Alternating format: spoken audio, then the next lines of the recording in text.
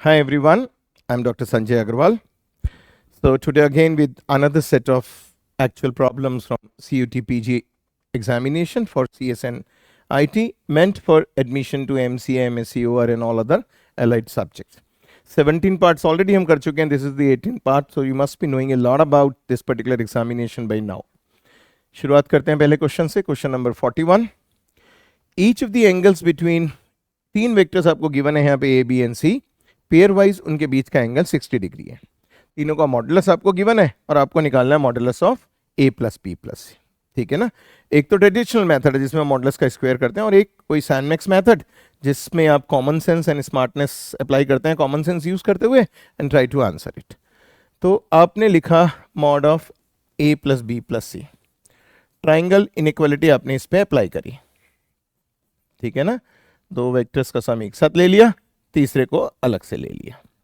तो यदि मैं आपकी रेफरेंस के लिए लिखना चाहूँ, जैसे हम हमेशा राइट हैंड साइड पे लिखते हैं, ट्राइंगल इनइक्वालिटी का मतलब क्या होता है कि दो साइड्स का सम कभी भी थर्ड साइड्स की लेंथ से छोटा नहीं हो सकता. हाँ, बट यदि A एंड B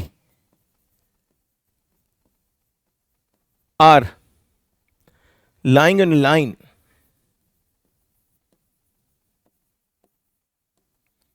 तब उस केस में mod of A plus B हो जाता है mod A plus mod B. ठीक है ना. And if not on line, तब ये स्ट्रिक्ट इनइक्वालिटी बन जाती है. I hope you all know about this. ठीक हो गया. तो हम लेस देन इक्वल टू इसलिए लेते हैं क्योंकि दो पॉइंट्स A एंड B जो दो साइड्स हैं, हो सकता है they are lying on a line और हो सकता है they are forming a triangle. और हम सब जानते हैं A और B दो साइड्स होती हैं, तो थर्ड साइड होती है A plus B by triangle law of addition from vectors. you know all those concepts, these are basics. But यहाँ पे सबसे important है कि if these points are not lying in a line, then obviously this inequality will become strict inequality. अब यहाँ पे क्योंकि A और B के बीच का एंगल 60 है, तो obviously A and B line पे तो लाई करते नहीं है, तो इसका मतलब ये स्ट्रिक्ट इनइक्वालिटी बन जाएगी mod A plus mod B plus mod C. और आपके सबकी वैल्यू आपने पुट कर दी. 4 प्लस 2 प्लस 6 दैट इज 12. इसका मतलब यहाँ पे मुझे क्या दिखाई दे रहा है कि जो मेरा लेफ्ट हैंड साइड है that is strictly less than 12. Strictly less than 12 मतलब ये तीन चॉइस तो मेरा आंसर हो नहीं सकती. So obviously this is my answer. That's why first is the answer. ये तो हो गया direct method, the sanmax method. अब यदि हम ट्रेडिशनल मेथड से इसे करते हैं just for the sake of learning, तो उस केस में हम क्या करते हैं, I am writing it as an alternate method. आप इसे दोनों तरफ आप इस मॉड को स्क्वायर कर देते हैं. और आप सबको पता है मॉड का स्क्वायर करना है, मैंने अपने प्रीवियस लेक्चर्स में भी बताया है. मीनिंग ऑफ इट कि आप इसका इसी के साथ डॉट प्रोडक्ट ले रहे हैं. You are taking its dot product with itself. This is dot not minus. Okay. और इसे आप सिंप्लीफाई कर लीजिए. मॉड स्क्वायर बोलना या वेक्टर स्क्वायर बोलना, that is one and the same thing which is a magnitude. यहां तक आपके पास आ गया A square plus B square plus C square plus 2 A dot B. तो मैं डायरेक्टली लिख रहा हूं A B cos 60. और जब आप एंट्रेंस या किसी भी ऐसे एग्जाम की बात कर रहे हैं जहां पे आपके स्टेप्स के मार्क्स नहीं मिलते हैं, तो जरूरी नहीं है कि आप A के ऊपर बार लगाएं. बार लगाना ऑल्सो कंज्यूम्स टाइम. आप खाली सॉल्व करते चले जाइए और आपको लिखने की भी जरूरत नहीं, आप डायरेक्टली वैल्यू डालते जाइए. बट मैं तो यहाँ आपको सिखा रहा हूँ, इसलिए मेरे लिए लिखना ये सब कुछ जरूरी है.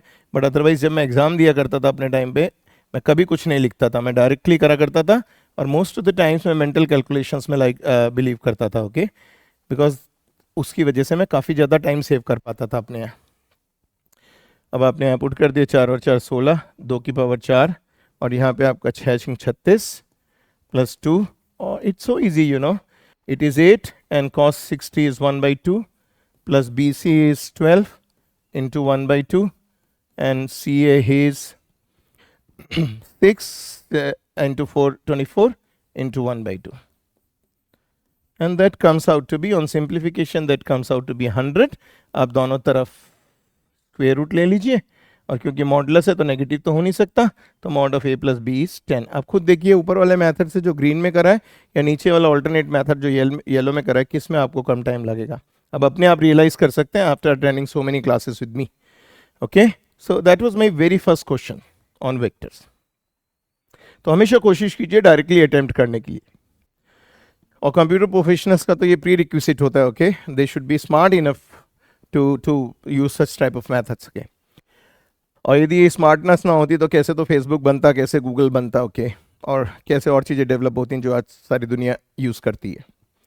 Next question is again from vectors. A vector given है, बी गिवन है, सी गिवन है, और such that A plus gamma B is perpendicular to C. हम सब जानते हैं कि जब भी दो वेक्टर्स परपेंडिकुलर होते हैं तो उनका डॉट प्रोडक्ट जीरो होता है। तो without wasting time directly start with this. इस पे आप डिस्ट्रीब्यूटिविटी अप्लाई कर दीजिए, a dot c plus gamma b dot c is equal to zero. और डॉट प्रोडक्ट निकालने के लिए हम क्या करते हैं, कॉरस्पॉन्डिंग कोफिशिएंट्स को मल्टीप्लाई करके ऐड करते हैं। तो डायरेक्टली करेंगे हम, ओके। हमें ए डॉट सी निकालना है, तो सबसे पहला कोफिशिएंट आ गया मेरा 6 और दूसरा कोफिशिएंट आ गया 2। मल्टीप्लाई करके मैं डायरेक्टली लिख रहा हूँ। एंड बी डॉट सी में ये आ गया मेरा -3 और ये मेरा आ गया 2। कहीं कोई कंफ्यूजन किसी को? I don't see any scope of any type of confusion. Minus gamma is 0. It means your gamma should be 8. So this is my answer. अब खुद देखिए कि कितना टाइम आपको लगेगा इस तरह के एग्जाम्पल में। Hardly 10 seconds I'll say. Then comes the next question and I'll rate this as a very important question. It's no doubt a good question. Okay, combinatorics है और सारी लाइफ हम जब तक प्रोग्रामिंग करते हैं पॉसिबिलिटीज देखते हैं। पॉसिबिलिटीज मीन्स कॉम्बिनेटोरिक्स, ठीक है। एक फॉर्मल मेथड्स यहाँ पे हम यूज करते हैं। The number of different numbers, दो स्टेटमेंट दी हुई हैं और इन स्टेटमेंट्स में से हमें बताना है कौन कौन सी सही है। The number of different numbers each of 6 digits that can be found by using all the digit. तो 6 डिजिट नंबर हमें बनाने हैं और अलाउड डिजिट हमारे यहाँ है। तो आप सबको पता है कि 6 ऑब्जेक्ट आपको दिए हुए हैं, तो लीनियर अरेंजमेंट कितने वेज में आप कर सकते हैं, 6 फैक्टोरियल में। बट यहाँ पे रिपीटिशन है, जैसे एक रिपीट हो रहा है 2 बारी और 2 रिपीट हो रहा है डिजिट 3 बारी, तो जो रिपीटेड होते हैं उनके फैक्टोरियल से हम अरेंजमेंट्स को डिवाइड करते हैं, ठीक है ना। तो it means total number of arrangements ऐसे हो जाएंगे 6 factorial upon 2 factorial into 3 factorial, because digit 1 is occurring 2 times and digit 2 is occurring 3 times, और इन्हीं से आपको 6 डिजिट नंबर्स बनाने हैं। So that is the number of linear arrangements. इन्हें हम सिंप्लीफाई कर लेते हैं। यूजुअल वे में 6 इंटू 5 इंटू 4 अपॉन 2, और यहाँ से कैंसिल आउट हुआ, 6 पंजे 30 और 2 60, तो ये तो 60 आ गए। बट अभी ये आंसर सही नहीं है, क्योंकि हमें एग्जामिनर मांग रहा है 6 डिजिट नंबर, और यदि मैं ये नंबर बना देता 1 2 1 2 2, तो आप इसे 6 डिजिट नंबर काउंट करते हैं या 5 डिजिट काउंट करते हैं? तो यदि पहला डिजिट 0 आ जाए then it is not counted as a 6 digit number. But हमने इस अरेंजमेंट में पहला डिजिट 0 भी अलाउ कर रखा है, तो हमें उन केसेस को अलग से कैलकुलेट करके उसे इसमें से सबट्रैक्ट करना पड़ेगा। Those cases which are not acceptable to be called 6 digit numbers, okay. तो पहला डिजिट नॉन जीरो होना चाहिए। तो हम इसकी जगह हम ऐसा करते हैं कि हम इन 6 डिजिट्स को अरेंज कर रहे हैं और हमने पहले डिजिट को अपने आप 0 फिक्स कर दिया है। बेसिकली हम उन नंबर्स को काउंट कर रहे हैं जिनमें पहला डिजिट 0 है। तो अपना पहला डिजिट 0 काउंट कर दिया। अब यहाँ पे 5 डिजिट्स आपके पास बचे हैं जो अरेंज करने हैं। पहला डिजिट आप 0 फिक्स कर चुके हैं। How many veg can you do this? 5 factorial upon 2 factorial into 3 factorial using the earlier logic. खाली आप ये सोच सकते हैं आपने 0 को हटा दिया या 0 को पहले प्लेस पे फिक्स कर दिया, ओके। और ये आपने सिंप्लीफाई करा 5 इंटू 4 अपॉन 2, 2 और 2 4, और ये आ गए 10। इसका मतलब इन 60 में ये 10 गलत काउंट हुए थे। जो 10 नंबर हैं बेसिकली 5 डिजिट नंबर्स हैं जिन्हें आपने 6 डिजिट में काउंट कर लिया था। तो इस 60 में से ये 10 माइनस करना है, तो आपका आंसर कितना आना चाहिए? 50 आना चाहिए। So yes it is 50। तो ये स्टेटमेंट गलत और ये स्टेटमेंट गलत, ये तो चॉइसेस गलत हो गई। आपको चॉइस देखनी है बची हुई में से फर्स्ट और थर्ड में से, ओके। फर्स्ट और थर्ड में से चॉइस। तो दूसरी वाली स्टेटमेंट हम करके देखते हैं what actually it is going to give us. Let me change the colour. Second statement है there are 4 5 3 6 possibilities of writing the 4 digit numbers. Now I want 4 digit numbers. तो आप ये मानिए कि आपने 4 प्लेसेस बना दिए, 1 2 3 4, which have all distinct digit. तो सारे डिजिट अलग अलग चाहिए। इस केस की तरह नहीं है जहां पे डिजिट रिपीट हो रहे थे, जैसे 1 was repeated, 2 was repeated. Now they want distinct digits to be used and to form all possible 4 digit numbers. अब डिजिट होते कितने हैं? 0 से 9 तक लेके 10 डिजिट्स होते हैं हमारे पास डेसिबल सिस्टम में, ओके। बट जैसे कि हमने इस एग्जांपल में बताया था कि 0 पहले प्लेस पे तो आ नहीं सकता। इसका मतलब 10 डिजिट में से एक डिजिट 0 तो खत्म हो गया, तो यहाँ पे कितने डिजिट्स की पॉसिबिलिटी बनी? 9 की। इसका मतलब पहला जो डिजिट है that can be chosen in 9 ways. अब एक आपने ये चूज कर लिया, अब दूसरे डिजिट के लिए कितनी पॉसिबिलिटीज हैं? एक तो जो डिजिट यहां यूज हुआ हो यहां यूज नहीं होगा, तो एक तो यूज कर लिया, यहां यूज नहीं होगा, और अब ये 0 यहां पे यूज हो पाएगा, तो इसका मतलब सेकंड प्लेस के लिए भी मेरे पास 9 पॉसिबिलिटीज है, 0 प्लस रिमेनिंग 8 डिजिट्स। अब 2 डिजिट यूज हो गए, यहां पॉसिबल वेज है 8, 3 डिजिट यूज हो गए, यहां पॉसिबल वेज 7 है, चारों को मल्टीप्लाई कीजिए, 4 5 3 6 वुड बी योर आंसर। तो सेकंड स्टेटमेंट भी सही है, it means my answer has to be 1, means both statement 1 and statement 2 are true. कहीं भी कंफ्यूजन है, you can always ask me. Clear है ना? It's such an easy example. अब देखते हैं नेक्स्ट एग्जाम्पल, एग्जाम्पल 44। इस एग्जाम्पल को देखते हैं, it's a very important example, 100% mark करके रखिए, किसी ना किसी एंट्रेंस में ये क्वेश्चन आपका रिपीट होगा, ये या इस तरह का सिमिलर। स्टूडेंट है जो 4 पेपर्स में अपियर हो रहा है, हर पेपर में मैक्सिमम मार्क्स m है और उसे जो टोटल स्कोर मिला है दैट इज 2m मार्क्स।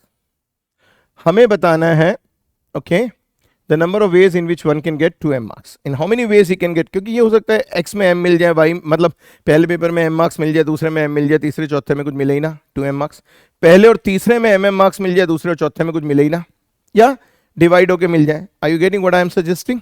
तो वो सारी पॉसिबिलिटीज हमें इसमें काउंट करनी है।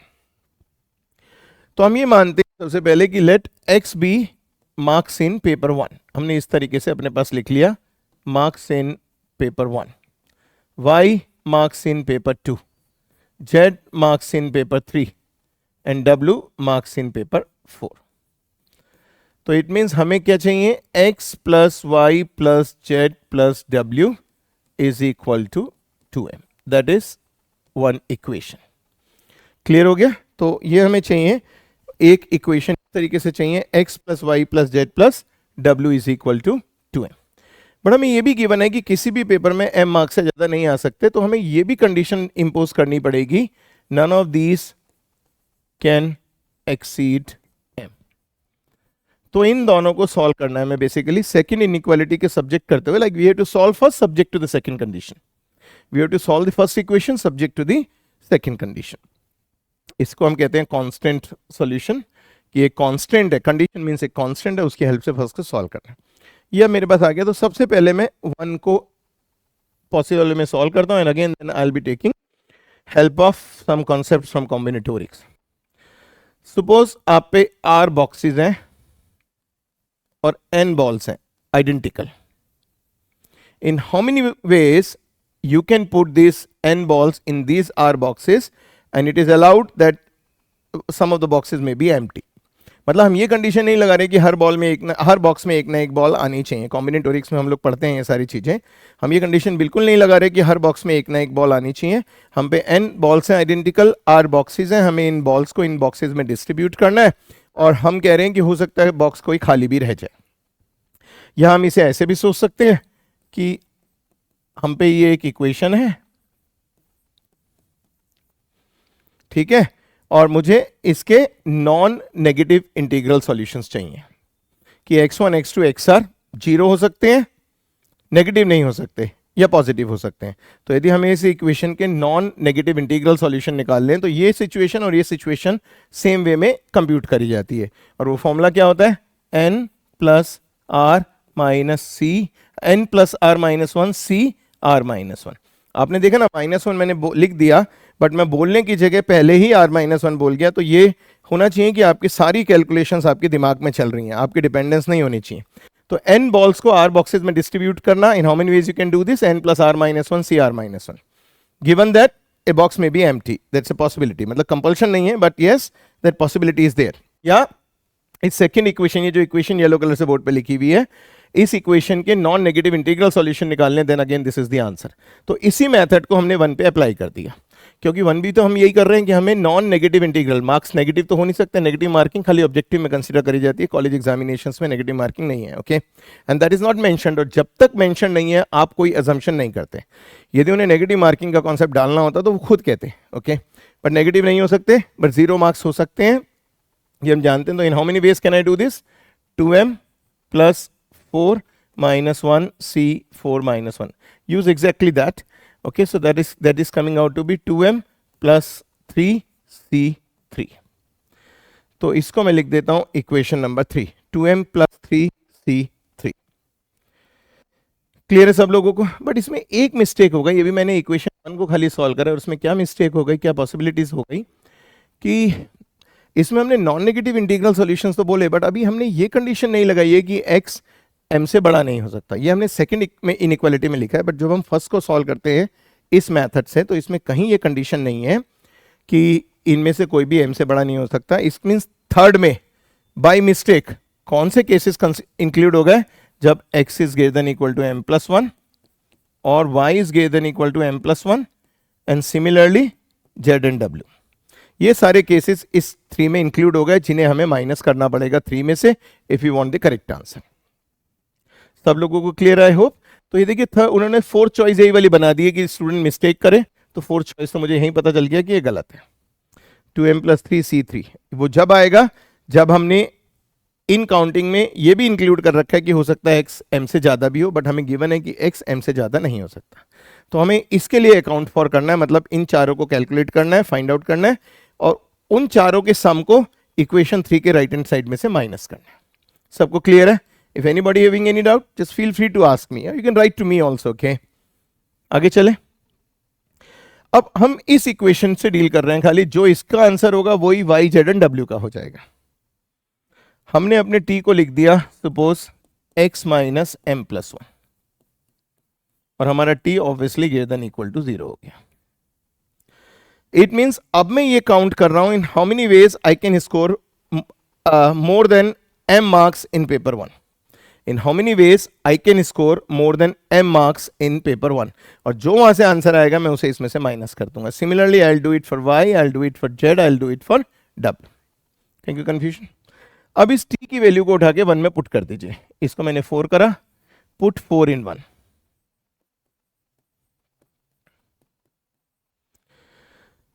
जब पुट तो t की जगह x की जगह आपने क्या लिख दिया t, तो आप इसे पुट कीजिए फटाफट।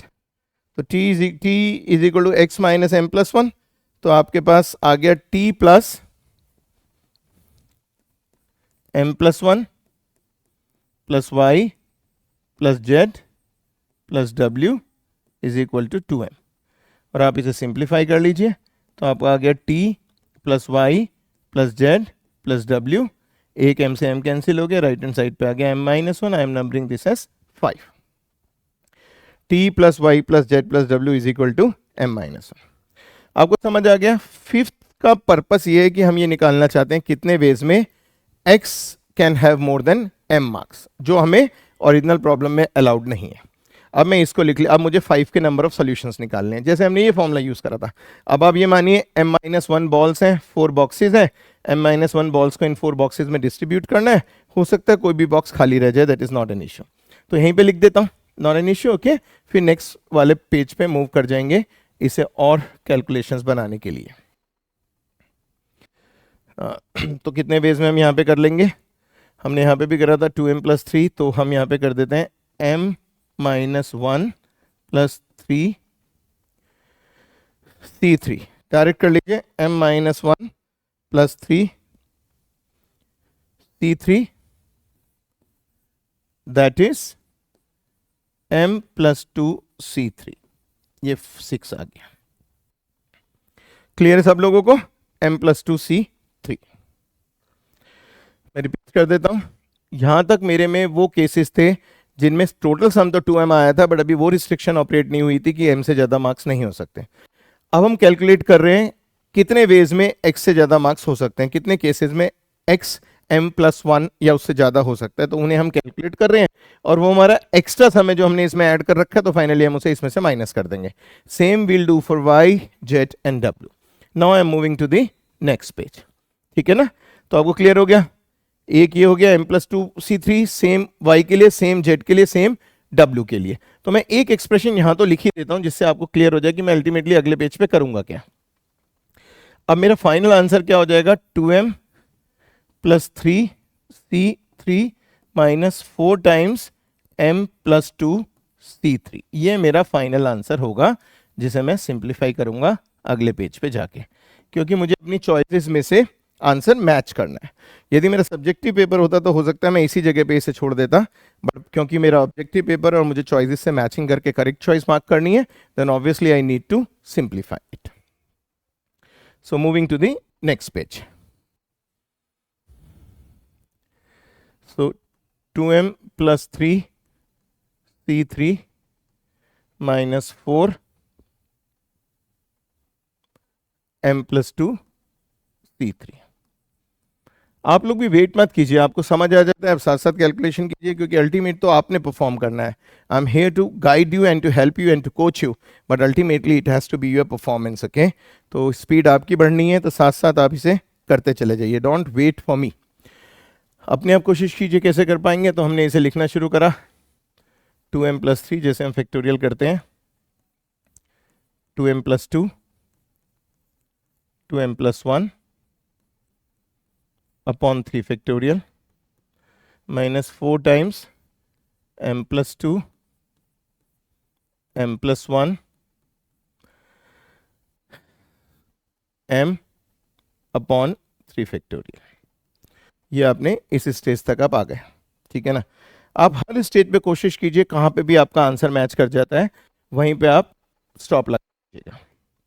यहाँ से आपने 2m plus 1 कॉमन ले लिया, ये वाला, तो आपके पास आ गया 2m plus 3, और यहाँ से ये 3 फैक्टोरियल भी कॉमन ले लीजिए, नीचे 6, ठीक है, 6 भी कॉमन ले लीजिए दोनों में से, तो 2m plus 3 and 2m plus 1,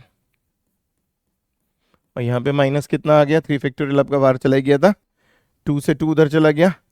check कीजिए फटाफट, ये आपको बाहर निकालना है 2 टाइम्स m plus 1, तो एक 2 तो यहाँ बाहर चला गया, तो एक -2 आपका अंदर रह गया, तो -2m m plus 2, ये आपके पास आ गया। क्लियर है सब लोगों को। 2m plus 2 बाहर निकाला, 2m plus 2, तो ये m plus 1 और 2 यहाँ से बाहर ले लिया, 2m plus 2, और ये m यहाँ से आ गया, m plus 2। So it was to be done in this particular way. इन दोनों को कैंसिल आउट कर दिया, तो ये आपका आ गया। कहते हैं अपनी मैचिंग करना। देखना शुरू कीजिए, 1/3 बाहर है, 1/3 यहाँ पे। कांस्टेंट टर्म्स में फर्क है, 1 2 3। ये m plus 1 बाहर भी है, ये m plus 1 m plus 1 m plus 1 बाहर है। अंदर कांस्टेंट टर्म क्या हो जाएगी, 3 into 1, और यहाँ पे कोई कांस्टेंट टर्म है नहीं। इसका मतलब जो भी आपका आंसर आएगा उसमें फाइनल टर्म कांस्टेंट टर्म 3 होनी चाहिए। लेट मी चेक, किस में है constant term 3, it is this, so this has to be my answer. तो मैं इसे और नीचे तक कैलकुलेट नहीं करूंगा, आप खुद चेक कीजिए what I have done. 1/3 m plus 1 बाहर था, 1/3 m plus 1 बाहर था। इंपॉर्टेंट ये कि आप फाइनली आंसर कैसे मैच करते हैं, अदरवाइज आपको इसे सिंप्लीफाई करना पड़ता। अब अंदर आप देख रहे हैं क्वाड्रेटिक है, इसमें कांस्टेंट टर्म 3 है, इसमें 2 है, इसमें 1 है। अब यहाँ पे देखिए क्वाड्रेटिक की कांस्टेंट 3 into 1 3 है, क्योंकि यहाँ तो कोई कांस्टेंट टर्म है नहीं। तो इट मीन्स जो भी क्वाड्रेटिक बनेगा its constant term should be 3, and I'm getting my 3 here. Clear है सब लोगों को? I hope you must have learned a lot from this, and try to develop these skills in you, okay, and one day you'll be very very successful. और tensions को अपने ऊपर हावी मत होने दीजिए। हर एंट्रेंस, हर नया वेंचर आपको टेंशन देता है, आपको स्ट्रेस देता है, बट उन्हें अपने ऊपर हावी मत होने दीजिए। Okay, keep on working, work hard. थोड़ा बहुत कभी कभी गलती भी होती है तो उससे फर्क नहीं पड़ता। Keep on practicing, okay, and keep on developing concepts. खाली रटिए मत। बहुत सारे स्टूडेंट्स खाली रट के आंसर देते हैं, बट आपको फ्यूचर भी सोचना है। You have to be a successful computer professional. तो क्या क्रैमिंग से आप वहाँ काम कर पाएंगे? रियलाइज कीजिए, you are mature enough. Okay, चलिए अब नेक्स्ट प्रॉब्लम पे चलते हैं। तो ये आंसर आ गया। कुछ टीचर्स इसे अलग तरीके से कराते हैं, या कुछ स्टूडेंट्स इसे अलग तरह से करते हैं। वो क्या निकाल लेते हैं, वो मैं लिख देता हूँ alternate, but obviously I do not prefer such methods. वो ऑल्टरनेट क्या करते हैं इसे, कि इसका आंसर हो जाएगा coefficient of x raised to 2m in the polynomial x0 plus x1 plus xm raised to 4. But I do not like such methods, क्योंकि इनमें सिंप्लीफिकेशन बहुत ज़्यादा हो जाता है, and that simplification is quite cumbersome. इतना टाइम एग्जाम में शौक पूरा करने के लिए नहीं जाते हैं, हम एग्जाम में सेलेक्ट होने के लिए जाते हैं। 4 क्यों? क्योंकि 4 पेपर्स हैं, ज़्यादा से ज़्यादा m आ सकते हैं, तो m डिग्री का अंदर पॉलिनॉमियल हो गया, टोटल सम 2m चाहिए, तो x raised to 2m. But I normally do not prefer such methods. Okay, then comes next question. So this is question number 45. पढ़ के देखिए इसे। If A, B, C are any three sets, it's from set theory, must be quite easy. देखते हैं कितना time हम इसमें save कर सकते हैं। अब ये मानिए कि आप पे 3 आपने वेन डायग्राम्स बना लिए टू बी ईजीएस्ट वे में करने के लिए। ये ए हो गया, ये बी हो गया, ये सी हो गया। पहले वाले की लेफ्ट हैंड साइड देखिए, A minus B intersection C. B intersection C कितना है आपका, आप खुद देखिए, ये इंटरसेक्शन बी है, ये वाला पोर्शन बी इंटरसेक्शन सी है, और ये वाला आपका तीनों का इंटरसेक्शन है, और ये ए इंटरसेक्शन सी है। आपको ए में से बी इंटरसेक्शन सी हटाना है। आप ए में से ये पोर्शन हटाएंगे, आप खुद देखिए, ये वाला पोर्शन आप ए में से हटाएंगे, आप ए में से ये पोर्शन हटा रहे हैं, B intersection C, but B intersection C ये बी है, this is also B intersection C, this whole is B intersection C. आप ए में से हटाना चाहते हैं। अब राइट हैंड साइड देखते हैं, ए इंटरसेक्शन बी कितना है, ये वाला पोर्शन है, और इसमें से आप ए इंटरसेक्शन सी हटाना चाहते हैं, इस वाले पोर्शन में से आप ये हटाना चाहते हैं, तो आपको ये मिलेगा। तो राइट हैंड साइड में आपको खाली मिल रहा है ये पोर्शन, और लेफ्ट हैंड साइड में आपको ये सब पोर्शन मिल रहा है, तो obviously they are not equal, so first is the wrong one. ठीक है, मैं पेन चेंज कर को मार्किंग प्रॉपर रहे कि what actually I am saying. ये वाला है आपका, एक बार दोबारा समझा देता हूं, जरूरत नहीं थी वैसे इतने की। ए माइनस बी इंटरसेक्शन सी, ये आपका था, ये आपका बी इंटरसेक्शन सी है। आप ए में से उसे हटाते हैं तो इस सारा पोर्शन आपको चाहिए था, ये सारा पोर्शन, इतना सारा पोर्शन चाहिए था। ए में से बी इंटरसेक्शन सी हटाना है। राइट हैंड साइड में वो पहले लेता है A intersection B, A intersection B इतना है, और उसमें से वो ए इंटरसेक्शन सी हटाता है, ये हटाता है, इट मींस वो खाली रेड वाला पोर्शन लेता है। क्लियर हो गया? तो वो गलत है और ए गलत है, तो पहली choice, choose the most appropriate answer from the options given below. तो पहली चॉइस तो आपकी सही हो नहीं सकती, वो तो वैसे ही दिख गया क्योंकि ए गलत है। तो नीचे की 3 चॉइसेस में से कोई आपका आंसर होगा। तो बी ट्राई कर लेते हैं। बी इज वेरी ऑब्वियस, आप जानते हैं इसे, जो कॉम्प्लीमेंट वाला कॉन्सेप्ट होता है, A minus B union C is A minus B intersection A minus C. A minus B union C is A minus B. Is it given to me? Yes, I am given this. तो B is right. Ordinary है, complement वाला concept है, clear है। Venn diagrams की भी जरूरत नहीं। नीचे वाला देखते हैं, order of A minus B is order of A minus order of A intersection B. That's very obvious, you know, these are very basic things. So I don't feel like wasting time on this. Exam में आपको hardly इसे 5 से 6 second लगने चाहिए इस question को करने के लिए। Order of A minus B जब आप निकालते हैं, A minus B means talking about the portion जिसमें जैसे ये A है और ये आपका B है। आप order of A minus B निकालना चाहते हैं, तो आप ऑब्वियसली क्या करते हैं, इस पूरे A में से ये कॉमन पोर्शन हटा देते हैं, इस पूरे A में से कॉमन पोर्शन हटा देते हैं। तो order of A minus order of A intersection B, and this is A intersection B minus C is A intersection B intersection A minus C. Again, that is true. The distributivity, so answer is B, C, D. A intersection B intersection A minus C. इसको एक बार करके देख लीजिए आप लोग, यदि कहीं भी कंफ्यूजन है आपको। मैं दिखा देता हूँ इसे 3 सर्कल्स में। ये आपका A है, ये आपका B है, और ये आपका C है। तो सबसे पहले आपको निकालना है A का इंटरसेक्शन B माइनस C से। B माइनस C आपका हो रहा है, B में से आपको C को हटाया, तो इतना पोर्शन आपने हटाया, ये है आपका B माइनस C, ये है B माइनस C। इसमें आप A का इंटरसेक्शन लेते हैं, तो it means you are just talking about this portion, talking about this portion जो मैंने कर्ली में बनाया, that is your left hand side. अब राइट हैंड साइड देख लेते हैं, उसके लिए अलग से बना लेते हैं जिससे कंफ्यूजन न रहे, and I will use a different pen for this. Right hand side पे पहले उसने लिया A intersection B, A intersection B means this portion, और फिर उसने A माइनस C लिया। What is A minus C? A minus C में से दिस पोर्शन,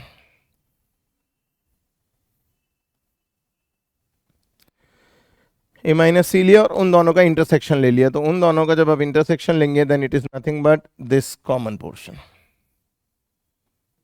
ठीक है ना, दिस कॉमन पोर्शन। तो आप दोनों में मैच कर लीजिए, this is the same. Diagram बनी है अलग अलग, इसलिए अलग अलग दिखाई दे रहा है, ज्यादा मोटा हो गया, एक छोटा हो गया, you know you are doing entrance examinations, but this is the right one. कहीं भी कोई किसी को confusion? So that was your last example of this particular section. So I'll keep coming and I'll keep on teaching you and telling you new and new methods. Till then, see you soon. All the best.